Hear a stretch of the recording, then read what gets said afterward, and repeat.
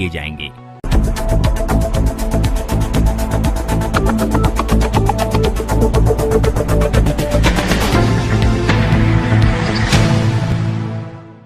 नमस्कार, हमारा राजस्थान बुलेटिन में आप सभी का बहुत बहुत स्वागत है।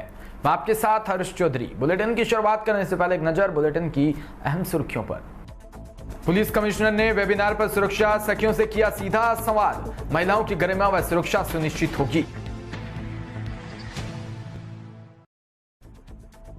पानी भरने की बात को लेकर मारपीट का मामला गरमाया, नाराज ग्रामीणों ने थाने का किया घेराव।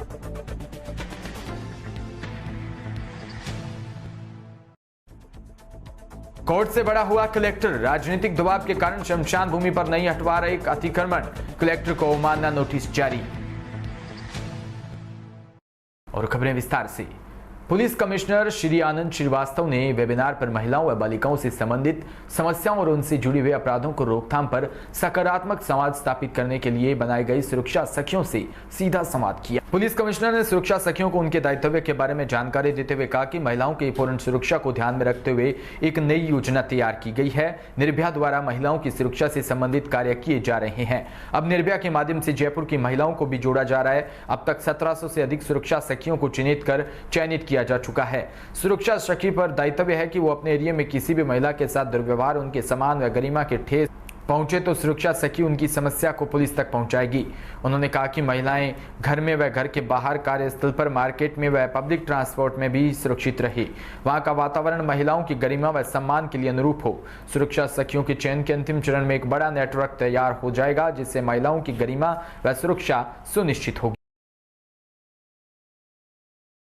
वहीं बस्सी से खबर, जहां तुंगा थाना इलाके के बल्लूपुरा गांव में दबंगों द्वारा पानी भरने की बात को लेकर की गई मारपीट का मामला गर्मा गया है। पुलिस की कार्यशैली से नाराज ग्रामीण पुलिस थाने के बाहर इकट्ठे हो गए और दोषियों को सख्त सजा दिलाने की मांग की। मांग को लेकर थाने का घेराव करते हुए धरने पर बैठ गए हैं। वहीं समझाइश भी की जा रही है। बता दें कि एक दिन पूर्व पानी भरने की बात को लेकर बल्लूपुरा गांव में दबंगों ने एक परिवार पर लाठियों से हमला कर दिया था। हमले में महिला समेत करीब आधा दर्जन से अधिक लोग घायल हो गए थे। हमले का वीडियो सोशल मीडिया पर भी वायरल हुआ था। पीड़ित पक्ष द्वारा आरोपियों के खिलाफ मामला दर्ज कराने के बाद पुलिस ने कुछ लोगों को शांति भंग की धारा में गिरफ्तार किया था। दबंगों द्वारा हमला करने व पुलिस की कार्यशैली से नाराज लोग बड़ी संख्या में मीटिंग आयोजित कर थाने पहुंच गए और विरोध प्रदर्शन शुरू कर दिया। दौसा में सुबह से ही प्रधान बीना बेरवा के घर बधाइयां देने के लिए उनके घर पर आने लग गए हैं और फूल मालाएं पगड़ी पहनाकर प्रधान का स्वागत किया गया। इस मौके पर बीना बेरवा ने डीपीके न्यूज चैनल के पत्रकार से वार्ता में कहा, पंचायती राज व्यवस्थाओं के लोकतांत्रिक स्वरूप को सुदृढ़ बनाने के लिए उनकी महत्वपूर्ण भूमिका रहेगी। उन्होंने कहा कि ग्राम पंचायत में विकास योजनाओं को संचालित करने में अपनी जिम्मेदारी निभाई जाएगी। साथ ही उनके प्रतिनिधि व पूर्व प्रधान डीसी बेरवा ने कहा कि पंचायतों में कार्य जल्द व गुणवत्ता पूर्वक कुशलता से कराने के लिए ग्राम पंचायत में पेयजल की समस्या, सड़कों का नवीनीकरण भी करवाया जाएगा। सामाजिक समरसता और सांप्रदायिक एकता के प्रतीक लोक देवता बाबा रामदेव का प्रकाट्य दिवस भादवा सूदी बीज आज सुबह परंपरागत तरीके से महाआरती हुई। सूर्या बाबा रामदेव मंदिर के आज महाआरती के दर्शन में कोविड-19 की गाइडलाइन को देखते हुए श्रद्धालुओं को ऑनलाइन दर्शन करवाए गए थे। इस बार वैश्विक महामारी के कारण राज्य सरकार व जिला प्रशासन की गाइडलाइन के चलते मंदिर पूरी तरह दर्शनार्थियों के लिए बंद रखे गए। बाबा रामदेव के गुरु बालीनाथ के समाधि मंदिर में केवल ट्रस्ट के समिति पदाधिकारियों और से पंचामृत अभिषेक और ज्योति से श्रृंगार आरती की गई। वहीं मंदिर के आसपास पूरे क्षेत्र को बफर जोन घोषित कर लॉकडाउन लगा दिया गया व मंदिर तक पहुंचने वाले सभी रास्तों पर बैरिकेड लगाकर पुलिस और होमगार्ड के जवान तैनात किए गए। लेकिन फिर भी कई भक्त मंदिर तक पहुंचे और मंदिर के बाहर बैरिकेड्स पर धोख लगाई और अटूट आस्था के चलते मुख्य द्वार के बाहर तक नहीं पहुंच पाए तो बैरिकेड्स पर ही धोख लगाकर हाजिरी दी।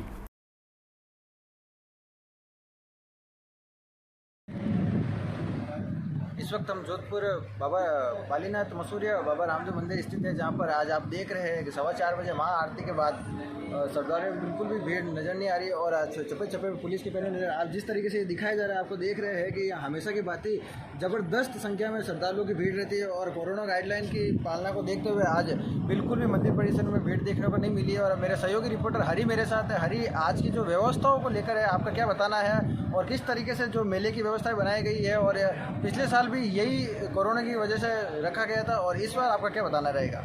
और इसमें आपको बता दूं कि पिछली बार भी यहाँ पर कोरोना की कहर के चलते हुए भक्तों को ऑनलाइन दर्शन की व्यवस्था की गई। चप्पे चप्पे पे पुलिस प्रशासन ने भक्तों को, श्रद्धालुओं को दर्शन के लिए ऑनलाइन नहीं करने का, घर में रह के ही दर्शन करने की व्यवस्था दी गई थी।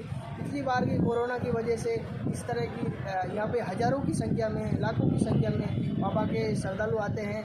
इस बार वो देखने को नहीं मिल रहे हैं। कोरोना की वजह से घर पे बैठ के ही दर्शन कर रहे हैं। हरी, जिस तरीके से मैंने देखा है कि अभी प्रशासन और पुलिस प्रशासन की तरफ से क्या व्यवस्था की गई है और श्रद्धालुओं को कहां तक रोक टोक बताई जा रही है, इसमें क्या बताना रहेगा आपका? पुलिस प्रशासन में ऐसे तो आदेश निकाल रखा है कि आप घर पे ही रह के, अगर कोई आ भी जाता है तो उनको हर एक गली को बैरिकेड किया गया है। पुलिस के जवान वहाँ पहरा दे रहे हैं, उनको कह रहे हैं कि भाई मंदिर बंद है, आप वापस घर जाइए और ऑनलाइन ही दर्शन करें। जिस तरीके से हरी ने बताया कि पुलिस प्रशासन की तमाम व्यवस्थाएं बाहर की गई है, और मेरी भी श्रद्धालुओं से अधिक यही अपील है कि आप जहां तक रहिए कोरोना गाइडलाइन का पालन करें और घर से ही दर्शन करें। हरी विष्णु के साथ में हरीश गहलोत, डीपी के पावटा के विराटनगर से खबर, जहां पंचायत समिति पावटा में भाजपा के नवनिर्वाचित प्रधान पूजा चौधरी का पदभार ग्रहण कार्यक्रम आयोजित किया गया। कार्यक्रम की अध्यक्षता विराटनगर के पूर्व विधायक डॉक्टर फूलचंद भिंडा के द्वारा की गई। नवनिर्वाचित प्रधान पूजा चौधरी के पदभार ग्रहण कार्यक्रम में बड़ी संख्या में भाजपा पदाधिकारियों व कार्यकर्ता उपस्थित रहे। प्रधान पूजा चौधरी ने पदभार ग्रहण करने के बाद अपने प्राथमिक कार्य क्षेत्र में मूलभूत सुविधाओं के विकास पर फोकस किया व बालिका शिक्षा के कार्य को प्रमुख बताया।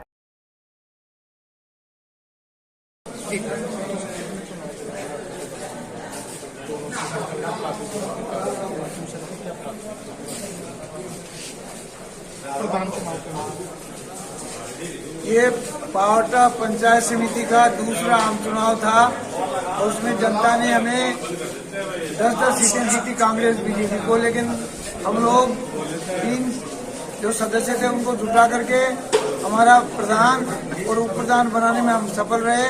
उसके लिए मैं भारतीय जनता पार्टी के कार्यकर्ताओं को और पावटा की जनता को मैं धन्यवाद देता हूँ, हृदय से आभार व्यक्त करता हूँ कि दूसरी बार भारतीय जनता पार्टी को समर्थन दिया है, बहुमत दिया है और प्रधान बनाया है। हमारी प्राथमिकता रहेगी, क्योंकि ये नई पंचायत समिति बनी थी पिछली बार, पिछली बार तो हमारा ध्यान था भवन बनाने में, भवन बनाया हमने और बाकी चीजें पूरी की। अब निश्चित तौर पर जनता को कल्याण के लिए, जनता की आवश्यकताओं के लिए और जनता की जो कमियां रहेंगी उन सबको ठीक करके हम पंचायत समिति को श्रेष्ठ पंचायत समिति बनाने का प्रयास करेंगे। क्योंकि पावटा पंचायत समिति एक तरह से पूर्ण में बनी है, 49 पंचायतें थी, 50 में बनती है, लेकिन हमने कैसे भी जोड़ करके इसको पंचायत समिति बनाया था, क्योंकि जनता बहुत त्रस्त थी। यहाँ की जनता जमाबंदी लेने तो जाती थी कोटपुली और राशन कार्ड बनाने जाती थी विराटनगर। अब सब चीजें ले आए, हम प्रशासन को भी ले आए, तहसील भी ले आए, पंचायत समिति ले आए और पावटा को नगर पालिका बनाने में हम सफल रहे। इस कारण से सब प्रकार का प्रशासन पावटा में आ गया, और मैं घोषणा तो नहीं कर सकता, लेकिन आशा करता हूँ कि और बड़ी चीज हम अगली बार लेने में सफल रहेंगे। क्योंकि वर्तमान सरकार में लगता नहीं है कि वो कुछ कर पाएंगे, लेकिन हम करेंगे। पावटा को हमने केंद्र चुना है और पावटा पंचायत समिति सबसे बड़ी पंचायत समिति है, जयपुर जिले की सबसे बड़ी पंचायत समिति अभी रह गई है। इस कारण से और कोई चीजें जो पेश में है उनको लेने में सफल रहेंगे जनता को। और आप पत्रकारों ने हमारा बहुत चुनाव में बड़ा साथ दिया, और हमारी पिछली सरकार हमारी थी उसमें कोई निगेटिव पॉइंट था, उसको भी पत्रकारों ने हमें जनता के सामने नहीं पूछा। उसके लिए मैं धन्यवाद देता हूँ और आशा करता हूँ कि हमारे जो अच्छे काम है पंचायत समिति अच्छे काम होंगे उनको आप जनता तक पहुँचाने का कोशिश करेंगे। उसके लिए मैं अग्रिम धन्यवाद देता हूँ, और हमारे जो दोनों जीते हैं उनको शुभकामनाएं देता हूँ। जितने बाकी 21 पार्षद और जीते हैं उन सबको मैं शुभकामनाएं देता हूँ, बधाई देता हूँ, और आशा करते हूँ सब मिलजुल के काम करेंगे। उसी कारण से हमारा ये पावटा का जो क्षेत्र है ये विकसित होगा और एक अच्छी परंपराएं पड़ेंगी, अच्छी परंपरा डालने का प्रयास करेंगे। जय हिंद, जय भारत। वहीं छिपाबड़ो क्षेत्र के उमरिया गांव में 3 साल पहले आई बाढ़ में बही पुलिया की प्रशासन ने अब तक सुध नहीं ली, जिसके चलते गांव वालों को भारी परेशानी का सामना करना पड़ रहा है। उमरिया क्षेत्र के ग्रामवासियों ने बताया कि मुख्य सड़क से गांव में जाने वाली पुलिया 3 वर्ष पहले आई बाढ़ में क्षतिग्रस्त हो गई थी, जिसकी प्रशासन द्वारा आज तक सुध नहीं ली गई। कई बार पंचायत प्रशासन और जनप्रतिनिधियों को भी अवगत करवाया गया, लेकिन आज तक समस्या का समाधान नहीं हुआ। गांव वालों को पुलिया टूटी होने के कारण नदी में भरे हुए पानी से निकलकर आना जाना पड़ता है। थोड़ी सी तेज बारिश आने पर मुख्य सड़क से गाँव का संपर्क तक कट जाता है, जिसे लेकर मरीजों को लेकर जाने में भारी परेशानी उठानी पड़ती है। झालावाड़ के पिडावा से खबर, जहां उपखंड महोदय को विश्व हिंदू परिषद व बजरंग दल के सानिध्य में माननीय राज्यपाल महोदय राजस्थान सरकार जयपुर को एसडीएम साहब को ज्ञापन दिया गया, जिसमें पिडावा प्रखंड के कार्यकर्ता शामिल हुए और सबने मिलकर अमरदीप पेट्रोल पंप के पास बैठक के बाद पिडावा नगर में जुलूस निकालते हुए एसडीएम साहब को ज्ञापन में बताया कि 4 सितंबर को बजरंग दल प्रखंड संयोजक लाल सिंह खेड़ी पर जिन हमलावरों ने हमला किया, उनके बीच हुए हमलावरों को गिरफ्तार करें व जिन्होंने करवाया उनका चेहरा बेनकाब करें व कड़ी से कड़ी कार्रवाई करें, नहीं तो विश्व हिंदू परिषद बजरंग दल संपूर्ण राजस्थान में उग्र आंदोलन करेगा, जिसकी जिम्मेदारी राजस्थान सरकार व जिला प्रशासन की रहेगी। वहीं पिडावा के सरौनिया गांव में शमशान ओडिया खेड़ी रोड को जोड़ने वाले सड़क मार्ग पर नदी में आए तेज बहाव के कारण बड़े बड़े गड्ढे पड़ चुके हैं। इस वजह से मार्ग से निकलने वाले वाहन चालकों को काफी समस्याओं का सामना करना पड़ रहा है। साथ ही यहां पर चोली नदी पर बना पुल पर भी गड्ढे हो गए हैं और गड्ढों में पानी भरा हुआ है। प्रशासन से क्षेत्र के लोगों ने मांग की कि जल्द पुलिया पर बने गड्ढों को सही करवाया जाए व सड़क मार्ग को भी सही करवाया जाए।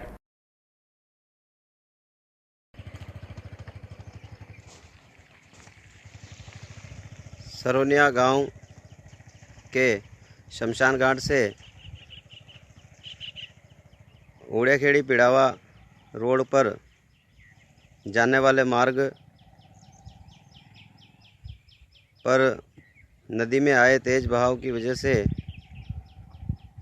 गड्ढे हो गए हैं। इन गड्ढों से गुजरते हुए वाहन चालकों को काफ़ी समस्याओं का सामना करना पड़ रहा है। साथ ही यहाँ पर चौली नदी पर बना पुल भी गड्ढों की वजह से क्षतिग्रस्त है। पुल पर बड़े बड़े गड्ढे हो गए हैं एवं उनमें पानी भरा हुआ है। ऐसे में यदि इस पुल की मरम्मत नहीं की गई तो कभी भी बड़ा हादसा हो सकता है। यहाँ पर वाहन चालकों को काफ़ी समस्याओं का सामना करना पड़ रहा है। प्रशासन से हमारी मांग है कि जल्द से जल्द इस समस्या का समाधान करें।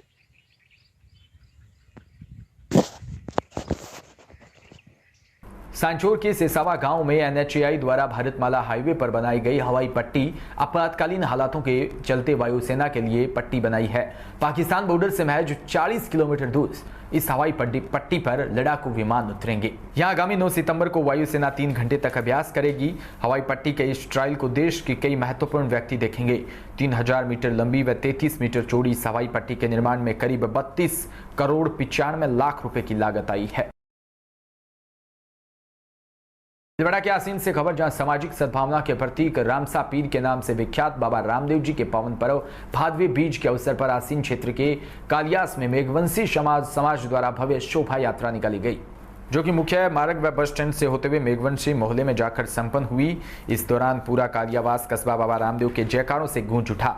वहीं श्रद्धालु नाचते गाते भी शोभा यात्रा में शामिल हुए। हाईकोर्ट से बड़ा कलेक्टर हो गया। यह आपको सुनने में थोड़ा अटपटा लग सकता है, लेकिन हकीकत यही है। दरअसल मामला हनुमानगढ़ जिले के संगरिया उपखंड के इंद्रपुरा गांव का है, जहां पर 6 अगस्त को राजस्थान हाईकोर्ट ने 5 बीघा जमीन को अतिक्रमण मुक्त करवाने के आदेश दिए थे, लेकिन कलेक्टर महोदय ने हाईकोर्ट के आदेशों को देखा तक नहीं। उसके बाद हाईकोर्ट ने कलेक्टर को अवमानना नोटिस जारी कर दिया, तो कलेक्टर साहब की तंद्रा भंग हुई और एसडीएम संगरिया को कार्रवाई करने के आदेश जारी कर दिए। एसडीएम संगरिया और तहसीलदार ने अतिक्रमण को चिन्हित कर दिया, लेकिन आज 10 दिन बीत जाने के बाद भी अतिक्रमण ज्यों का त्यों है। चिन्हित किए गए अतिक्रमण के निशान भी अब धुंधले पड़ गए हैं, लेकिन अतिक्रमण नहीं हट रहा। प्रकरण को गहराई से देखें तो वोट बैंक की राजनीति की भी बू आती दिखाई दे रही है। ये जमीन 4 बीघा शमशान की है और 1 बीघा तालाब की है। जिन लोगों ने इस भूमि पर अतिक्रमण कर रखा है उनके ऊपर राजनीति में अच्छी पकड़ रखने वालों का साया भी है और उसी राजनीति के दबाव के चलते कलेक्टर साहब भी अपने पैर पीछे करते हुए नजर आ रहे हैं। अब देखने वाली बात यह होगी कि क्या राजनीतिक दबाव के चलते हाई कोर्ट के आदेश चल पाते हैं या फिर नहीं।